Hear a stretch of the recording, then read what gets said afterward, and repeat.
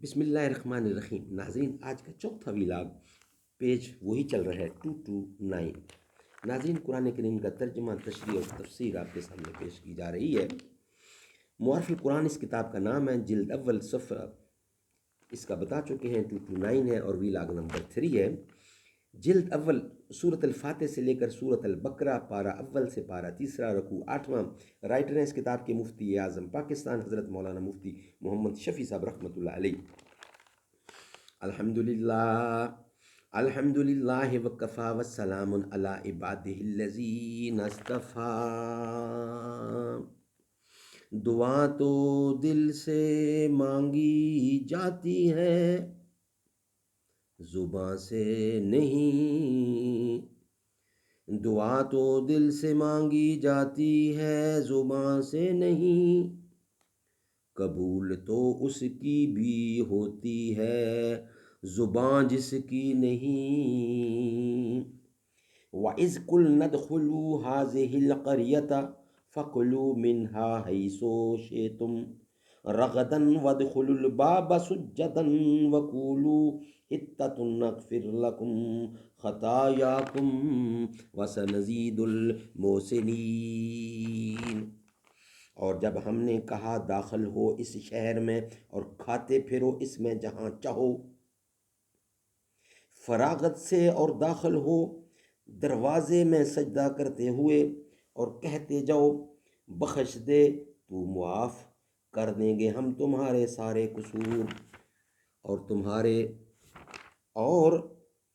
تمہارے قصور اور زیادہ بھی دیں گے نیکی والوں کو۔ فراغت سے اور داخل ہو دروازے میں سجدہ کرتے ہوئے اور کہتے جاؤ بخش دے تو معاف کر دیں گے ہم تمہارے قصور اور زیادہ بھی دیں گے نیکی والوں کو۔ خلاصے تفسیر: اور وہ زمانہ یاد کرو جب ہم نے حکم دیا کہ تم لوگ اس آبادی کے اندر داخل ہو، پھر کھاؤ اس کی چیزوں میں سے جس جگہ تم رغبت کرو بے تکلفی سے، اور یہ بھی حکم دیا کہ جب اندر جانے لگو تو دروازے میں داخل ہونا عاجزی سے، جھکے جھکے اور زبان سے یہ کہتے جانا کہ توبہ ہے توبہ ہے، ہم معاف کر دیں گے تمہاری پچھلی خطائیں تو سب کی، اور مزید برآں اور دیں گے دل سے نیک کام کرنے والوں کو۔ فائدہ: بقول شاہ عبد القادر صاحب رحمۃ اللہ علیہ، یہ قصہ بھی زمانہ وادی طیہ کا ہے کہ جب من و سلوہ کھاتے کھاتے اگتا گئے اور اپنے معمول کھانے کی درخواست کی، جیسے آگے کی چوتھی آیت میں آ رہا ہے، تو ان کو ایک شہر میں جانے کا حکم ہوا تھا کہ وہاں کھانے پینے کی اور معمولی چیزیں ملیں گی۔ یہ حکم اس شہر کے اندر جانے کے متعلق ہے۔ اس میں قولی اور فعلی ادب داخل ہونے کے متعلق بیان کیا گیا ہے اور اندر جا کر کھانے پینے میں توسیع کی گئی ہے۔ اس قول پر بہت سے بہت یہ کہا جا سکے گا کہ قصہ کے بیان میں تقدم و تاخر ہو گیا، یہ بعد کا قصہ پہلے بیان ہوا اور پہلے کا بعد میں، تو یہ اشکال اس وقت ہوتا جب قرآن مجید میں خود قصوں کا بیان کرنا مقصود اصلی ہوتا، اور جب نظر نتائج پر ہے تو اگر ایک قصہ کے اجزاء میں ہر جزو کا نتیجہ جدا ہو اور ان نتائج کے کسی اثر کا لحاظ کر کے جزو مقدم کو مؤخر اور جزو مؤخر کو مقدم کر دیا جائے تو اس میں نہ کوئی مذائقہ ہے اور نہ کوئی اشکال۔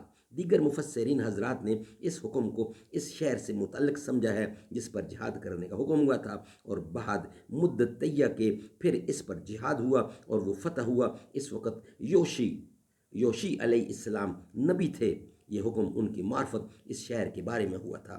قول اول کی بنا پر پچھلی خطاؤں میں وہ درخواست بھی داخل کر لینا مناسب ہے جو من و سلوہ چھوڑ کر معمولی کھانوں کے متعلق کی گئی تھی۔ مطلب یہ ہوگا کہ یہ درخواست تھی تو گستاخی، لیکن خیر اب اگر اس ادب اور حکم کو بجا لائے تو اس کو معاف کر دیں گے، اور ہر قول پر یہ معافی تو سب کہنے والوں کے لیے عام ہوگی، اور جو اخلاص سے اعمال صالح کریں گے ان کا انعام اس کے علاوہ ہوگا۔ سبحان اللہ سبحان اللہ۔ انشاءاللہ اب اس کے بعد ویلاگ نمبر 5 کے لیے آپ سے ملاقات ہوگی۔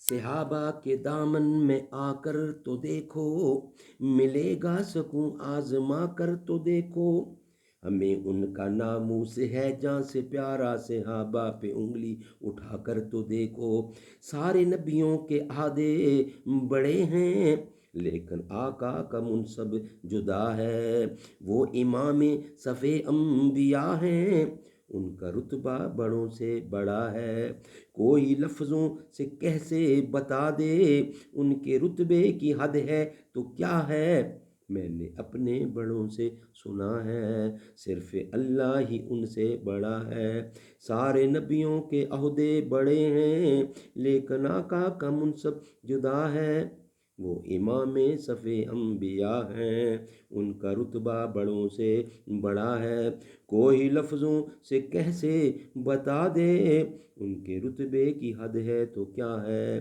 میں نے اپنے بڑوں سے سنا ہے، صرف اللہ ہی ان سے بڑا ہے۔